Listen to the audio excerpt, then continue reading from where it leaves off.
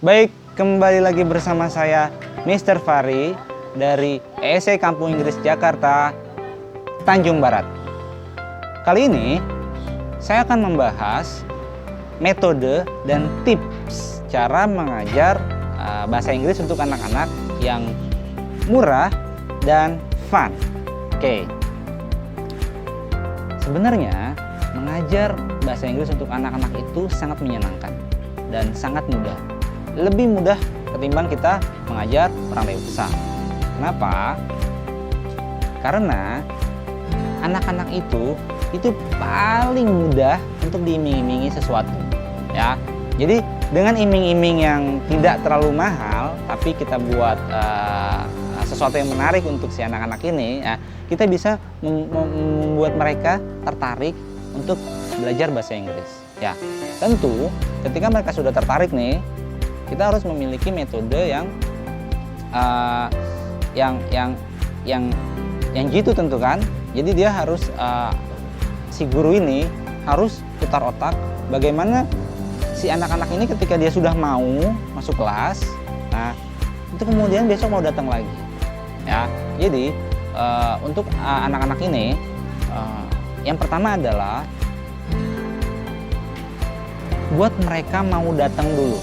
Oke ya, jadi yang pertama nih ya, yang pertama buat mereka mau datang untuk besoknya lagi, gitu ya.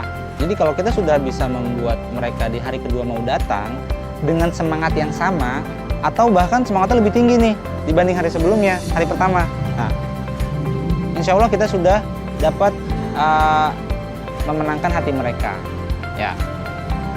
Kemudian setelah mereka datang kedua, itu kita sudah mulai masuk ke strategi berikutnya, yaitu bagaimana membuat kompetisi, ya. Sehingga apa? Sehingga mereka merasa ada sesuatu yang harus dicapai, harus ada sesuatu yang dikejar.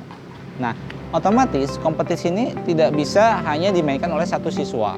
Nah, untuk itulah kita bisa mengundang katakanlah mereka kan pasti punya tetangga ya, atau ponakan atau saudara ya. Jadi memang metode yang saya akan sampaikan ini, yang sedang saya sampaikan ini bisa diterapkan oleh para ibu-ibu yang punya waktu dengan anak-anaknya, apalagi bagi mereka yang memang suka mengajar. Nah, itu dia ya. Jadi sangat mudah dilakukan di rumah. Ya, jadi katakanlah kumpulkan minimum 3 karena kalau berdua itu akan boring ya. Jadi 3 anak ya, kalau bisa usianya itu tidak terpaut jauh ya, bisa diundang teman-teman lingkungan atau teman sekolah belajar di rumah ya. Jadi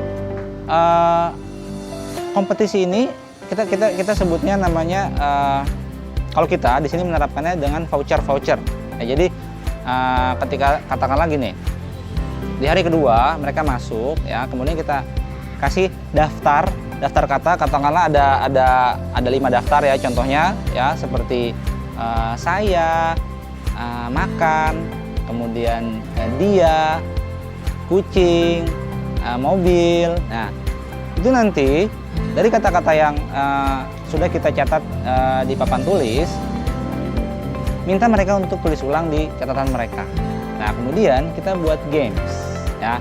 Kita sebutnya namanya quiz ya. Jadi kalau murid-murid saya itu namanya bilangnya oke, quiz. Nah, mereka langsung yes, quiz. Nah, itu kenapa? Karena mereka di situ merasa bahwa kemampuan Inggris mereka berkembang ya. Dengan apa? Dengan hanya menyusun beberapa kalimat bahasa Indonesia ke dalam bahasa Inggris secara spontan. Ya, nanti bisa kita di video lain nanti akan saya contohkan dengan kondisi real asli metode quiz ya. Baik.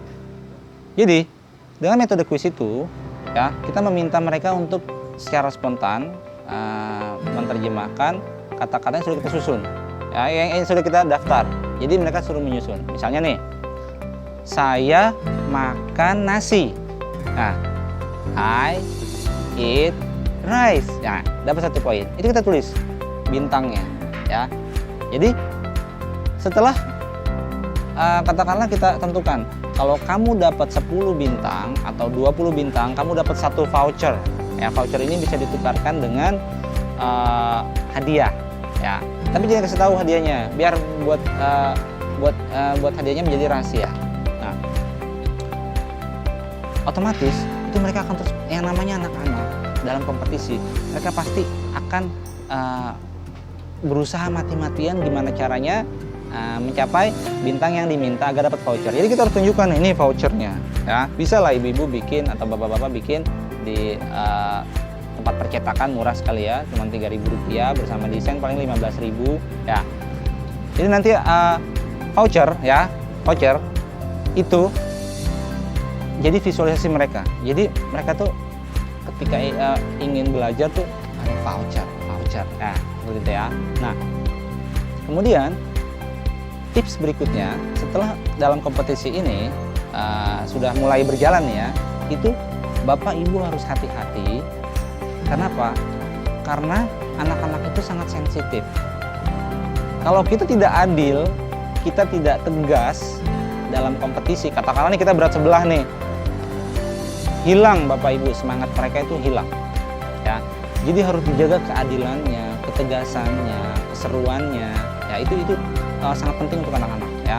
Kita terus menjaga ya, sampai nanti mereka merasa bahwa oke, belajar bahasa Inggris dengan Ibu A atau Bapak B memang asik ya.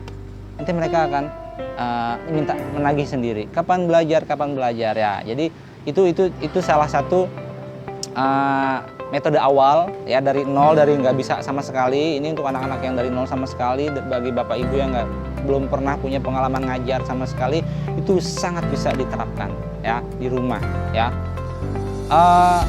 Kemudian ada cara yang sebenarnya untuk membuat anak bisa bahasa Inggris itu sangat ampuh ya. Yang pertama itu adalah cari lingkungan di mana anak itu punya durasi yang lama tinggal di situ dalam 1 minggu ya. Artinya rutin per minggu itu mereka lama di mana? Katakanlah di sekolah, ya udah berarti memang tempatnya adalah di sekolah. Katakanlah di pesantren, ya berarti di pesantren. Katakanlah di rumah eyangnya, berarti di rumah eyangnya. Nah, kemudian setelah kita dapatkan, oh anak ini lamanya di sini nih. Nah, itu kita terapkan English area. Paparkan bahasa Inggris ke anak-anak itu secara intensif ya. Lambat laun ya, ketika mereka sudah terpapar bahasa Inggris secara intensif di tempat yang mereka memang lama di sana, itu pasti akan ada hasilnya. Jadi kita nggak perlu mikirin sampai kapan, pasti ada hasilnya ya. Tergantung bagaimana kita menerapkannya, disiplin atau tidak, seperti itu ya. Nah, itu cara yang bisa kita lakukan tanpa banyak biaya ya. Itu kalau sekolahnya menerapkan English area atau pesantrennya. Bagi mereka yang punya uang, ya tentu menempatkan mereka di sekolah internasional atau ke luar negeri. Sekolah di luar negeri itu jelas itu cara yang sangat amat ampuh, tapi dengan biaya yang luar biasa tinggi ya. Jadi jika kita urutkan, jadi caranya adalah tadi ke luar negeri, kemudian sekolah internasional, kemudian lingkungan berbahasa Inggris ya. Kemudian tadi terakhir adalah komunitas kecil di rumah dengan seminggu 2 kali, seminggu 3 kali. Tapi kan kalau sampai mereka besar seperti itu, tentu hasilnya luar biasa kan ya. Nah, jadi seperti itu bisa diterapkan di rumah ataupun di kursusan ya. Ya jadi tergantung Bapak Ibu nyamannya di mana. Nah, kemudian yang terakhir adalah jangan pernah lupa 3 hal yang bagi para pengajar itu harus selalu ingat, bahwa jangan pernah meninggalkan 3 hal yang menjadi target atau tujuan dari kelas atau pengajaran. Yang pertama adalah itu anak harus comfortable. Comfortable itu nyaman ya. Apapun buat mereka nyaman. Ketika mereka sudah nyaman, buat kelas seru ya. Ketika kita sudah anak-anak sudah nyaman, kemudian kelas sudah seru, mereka sudah merasa semangat ya. Jangan pernah lupakan yang ketiga adalah berkembang ya. Jadi kalau nyaman, seru tapi nggak berkembang ya buat apa ya? Itu nanti lambat laun akan menjadi kebosanan. Mereka berkembang, seru, tapi mereka nggak nyaman. Contoh, ada bullying di kelas, kemudian itu tidak terdeteksi. kemudian guru atau tutornya itu katakanlah membuat pernyataan yang sensitif ke siswa tersebut, akhirnya membuat tidak nyaman ya. Itu jadi tiga ini wajib ada dan berdampingan. Satu tidak ada, maka tidak akan tercapai kelas yang efektif, seperti itu ya. Jadi